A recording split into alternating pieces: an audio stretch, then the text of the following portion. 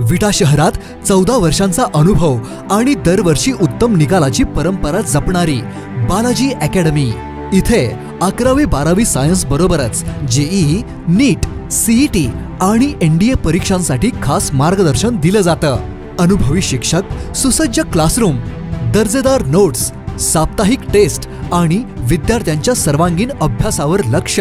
Hostel आणि मेसचीही सुविधा उपलब्ध, म्हणजे संपूर्ण अभ्यासासाठी आदर्श वातावरण। इयत्ता 11वी व 12वी प्रवेश सुरू। त्वरा करा, प्रवेश मर्यादित। शिवप्रताप गोल्ड टॉवर शेजारी, अमोल स्टेशनरीच्या वरती, विटा। तुमचं यश आमचं ध्येय। बालाजी अकॅडमी विटा, आजच प्रवेश घ्या।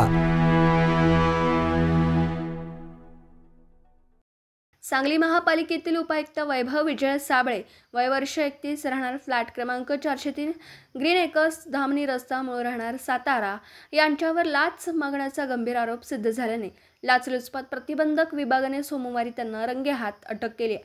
ही कारवाई होताच महापालिका वर्तुळात एकच खळबळ उडाली आहे। तक्रारदार यांच्या कंपनीमार्फत उभारण्यात येणाऱ्या 24 मजली इमारतीच्या बांधकामासाठी आवश्यक असलेल्या परवान्यासाठी साबळे यांनी 10 लाख रुपयांची लाच मागितली होती। या प्रकरणी 17 फेब्रुवारी रोजी लाचलुचपत प्रतिबंधक विभागात तक्रार दाखल झाली होती।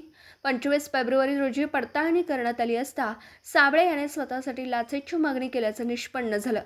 तडजोडीनंतर ही रक्कम 7 लाखांवर आली आणि त्यानंतर सोमवारी हा सापळा कारवाई करण्यात आली। साबळे याला सांगली महापालिकेच्या मुख्यालयातून ताब्यात घेण्यात आलं। सायंकाळी उशिरा त्याच्या राहत्या घरी झडती घेण्यात आली। त्यावेळी काही महत्त्वाच्या कागदपत्रांची तपासणी करण्यात आली असून भ्रष्टाचार प्रतिबंधक कायद्यानुसार विश्रामबाग पोलीस ठाण्यात गुन्हा नोंदवण्यात आला।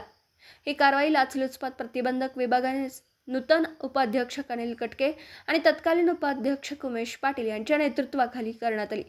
यामध्ये निरीक्षक विनायक भिलारे, किशोर खाडे, प्रतिम चौगुले, अजित पाटील, सलीम मकानदार, ऋषिकेश बडनीकर, पोपट पाटील, उमेश जाधव, रामहरी वाघमोडे, सीमा माने, धनंजय खाडे, सुदर्शन पाटील, अतुल मोरे, चंद्रकांत जाधव आणि विना जाधव आदींनी सहभाग घेतला। सांगली महापालिकेतील अधिकारी व पदाधिकाऱ्यांवर वारंवार भ्रष्टाचाराचे आरोप होत असल्यानं ही कारवाई झाल्यामुळे नागरिकांमध्ये तीव्र प्रतिक्रिया उमटल्यात। दिवसभरातील घडामोडींचा आढावा घेण्यासाठी पाहत रहा N24 मराठी न्यूज चॅनल।